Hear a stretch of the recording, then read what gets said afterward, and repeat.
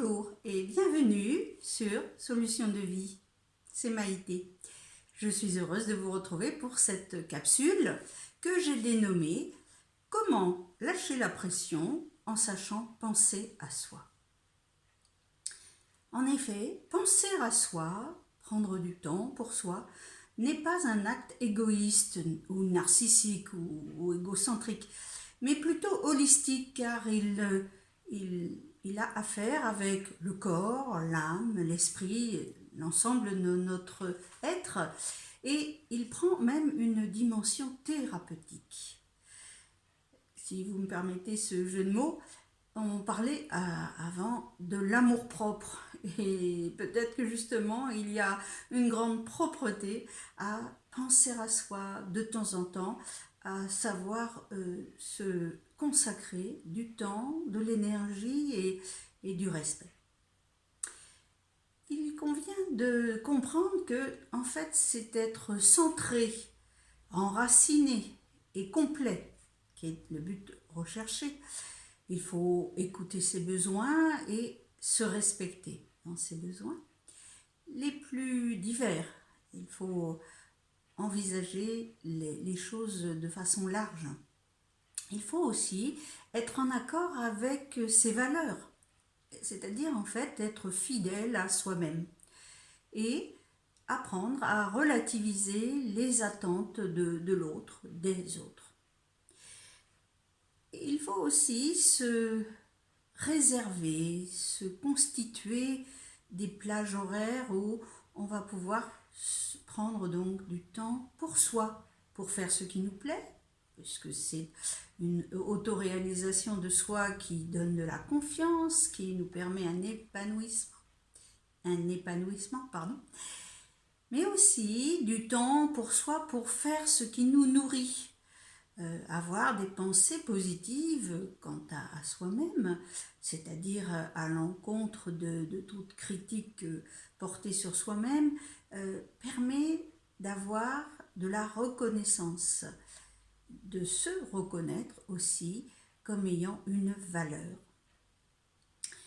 Ce n'est pas du tout une fermeture aux autres, c'est au contraire, je le pense, la base avant de pouvoir se tourner vers les autres pour leur donner du coup des éléments de qualité, une présence, une attention, une aide.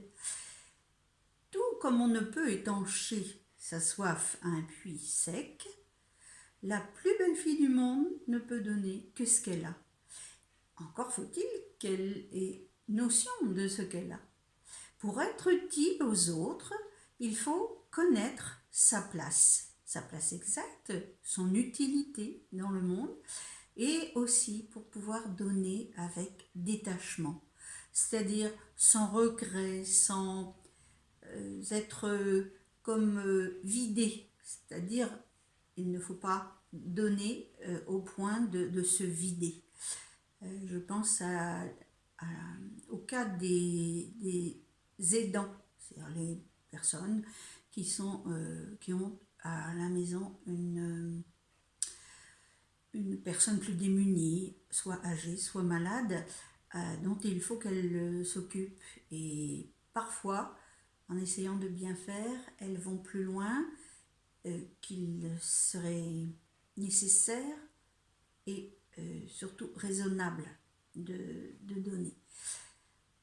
Quand on est pris par une situation difficile, on est parfois incapable de savoir où s'arrêter. Donc, pour ce faire, quels sont quelques-uns des moyens que l'on peut mettre en œuvre? Je suggère que pour lâcher cette pression, il faut se simplifier la vie. On peut se simplifier la vie en faisant la chasse au superflu, dans son emploi du temps, dans son intérieur. Il faut surtout s'alléger de ce qui nous pèse. On a trop de pression avec les choses, les obligations qu'on s'est imposées ou que les autres ont tenté de nous imposer. Un deuxième point peut être le fait de se prendre en charge. Pour évacuer cette pression, il nous faut devenir actif. Il faut donc se libérer de la pression des circonstances. Il faut oser sélectionner ce qui est ou pas en accord avec nous. Se positionner par rapport aux autres, ça peut être plutôt de pouvoir dire non à certains aspects des choses qu'ils vous demandent et d'accepter le reste. Et il faut l'exprimer à cet autre qui peut-être a des demandes excessives ou qu'on a soi-même habitué à peut-être trop donner. Et ça ne lui rend pas toujours service. Un troisième point, ça serait, donc pour lâcher la pression, ce serait de se traiter soi-même avec bienveillance. À savoir, tolérer ses erreurs et en apprendre pour comprendre ce qui a dysfonctionné dans notre exercice, notre expérience, pardon. Et puis aussi, et de façon tout aussi importante, c'est valoriser ses réussites pour augmenter son potentiel. Parce que, pardon, en valorisant ses réussites, en les voyant de façon réaliste, eh bien, on peut savoir sur ce sur quoi on peut s'appuyer dans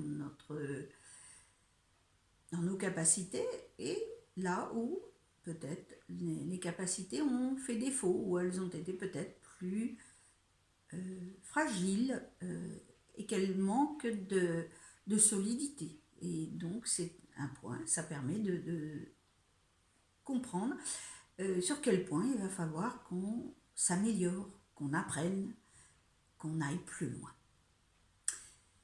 Voilà, c'était quelques idées pour réussir à lâcher la pression en pensant à soi, en se respectant. Voilà, notre capsule d'aujourd'hui est terminée.